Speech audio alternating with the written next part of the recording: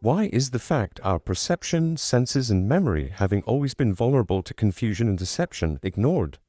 Have we become so self-assured that our usurped understanding also mistakenly assumes we are the supreme gauge of what is true by perception and memory? I suppose so. How can one escape an erroneous way of thinking if that same apparatus is to remove one from that way of erroneous thinking? Not to mention that way of thinking lends its own feeling of exaltation.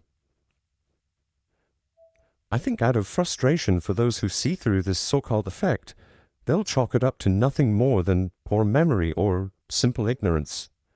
So what, they'll say, people don't remember the precise death of a famous person or television shows or logos.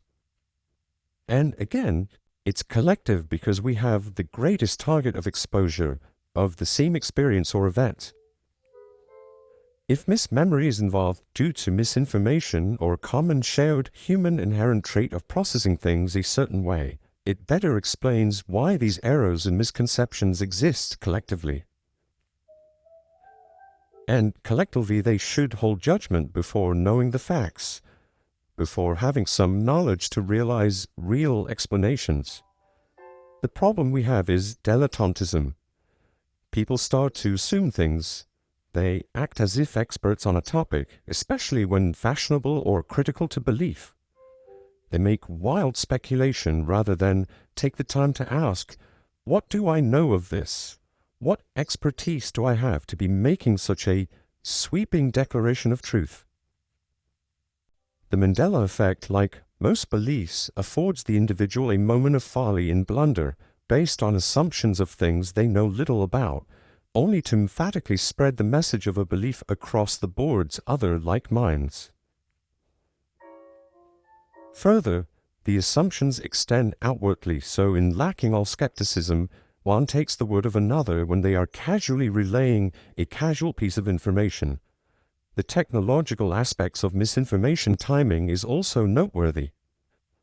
Of my generation, the 30-somethings and 40-somethings, we did not have access to widespread information confirmation as people of younger generations.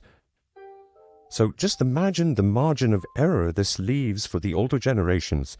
There was no pervasive and central beacon of knowledge where one could verify or deny information about things. We had the library and encyclopedias. We didn't have this dynamic and interactive, updated, almost real-time centralized arena of fact-checking. We sort of lived closed off in a sense. We had to simply rely on word of mouth and older, slower, and isolated forms of media distribution. So we took the actor or influential person at face value on TV or radio in fleeting vignettes of information, with their misinformation blooming into false, iconic memories. None of everything, mind you. Sprinkled in were a couple of VHS recordings here and there, and the occasional rental or purchase. It then logically follows that so much information was left unfettered, unchecked, slipping by us into a bastion of jumbled data. Having said that, nowadays of instant, convenient accessibility to information, there's still confusion and misinformation. Now, due to the sheer number of sources and opinions available for any given subject matter. Adding further to that is personal agenda, perhaps greed, and hastiness to believe. In fact, you get things like Mandela effect because any dabbler can open their mouth, make some false but creative assumed connection between things, put up a website, especially if they sell stuff, and the bait is set. It spreads like wildfire. This egoistic and myopic perspective comes with haughty reactions as well.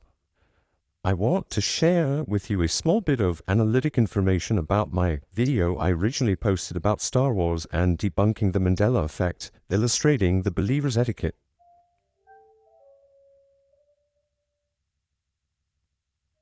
The screenshot of the analytic tells us that for 28 days, although I received negative feedback and dislikes, the average viewing time of my video was 1 minute and 43 seconds. So, out of 4 minutes and 16 seconds total runtime, The average viewing time was less than half. More importantly, the most critical part of the video, with the evidence, was not really being watched. And yet, these people had opinions to state. They already knew they disliked the information I was presenting without watching it.